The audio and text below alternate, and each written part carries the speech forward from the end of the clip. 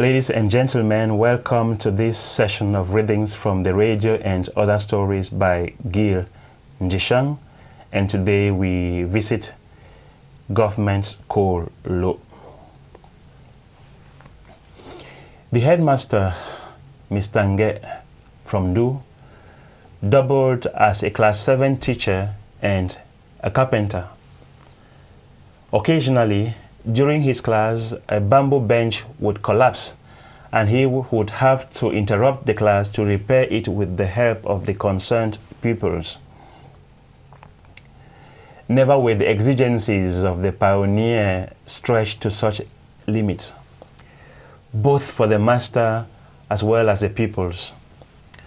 Watching Mr. Nge sweating as he sought to repair the bamboo structure left the pupils with a sense of sympathy, but also with admiration for his commitment.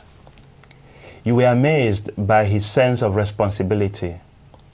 Even though he proscribed limbum in class, during such moments of comic tension, he would bitterly complain about the government's neglect of the school. Nje toji siala nga meringa yuka me sang inspector asanglar. Well, sibiku yambo ebiba meringa yumlaka.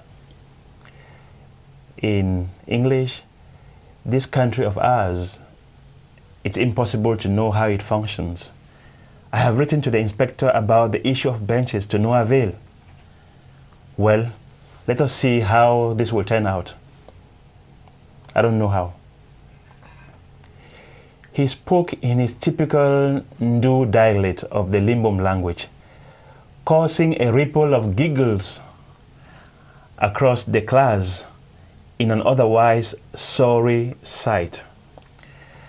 But the pupils could only giggle with moderation, for even in those frustrating moments, Mr. Nge would warn that he expected nothing but 100% in the upcoming public exams from the pupils. Under such circumstances, his threatening wish seemed like an illusion. In effect, some parents predicted the imminent fall of the government school law, considering it as scam by the government. This claim was plausible at a time when the government had lost its credibility. The school was basically financed by communal contributions through the Parents-Teacher Association. Though some pupils had transferred to the government school because of its significantly moderate fees, the endless PTA levies proved them wrong. The school, born in the manger, seemed abandoned in its infancy by its creator, the government. It was like an egg laid by a careless hen exposed to the crows.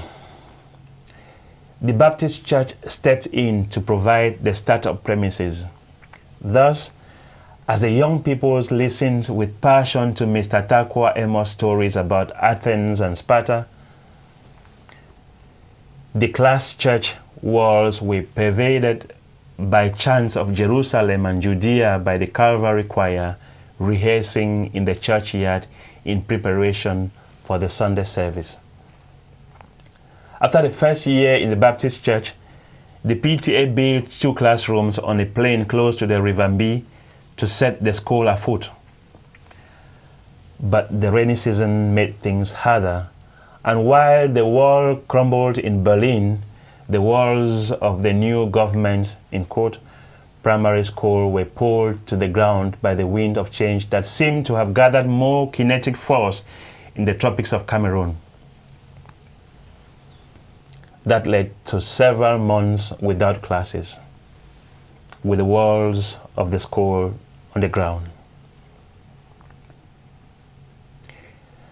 There was no Father John to construct a football pitch for the new school. Hence, the ridges and furrows of the adjoining farmland were converted into a level playing field over time by the pupils during after-school football games.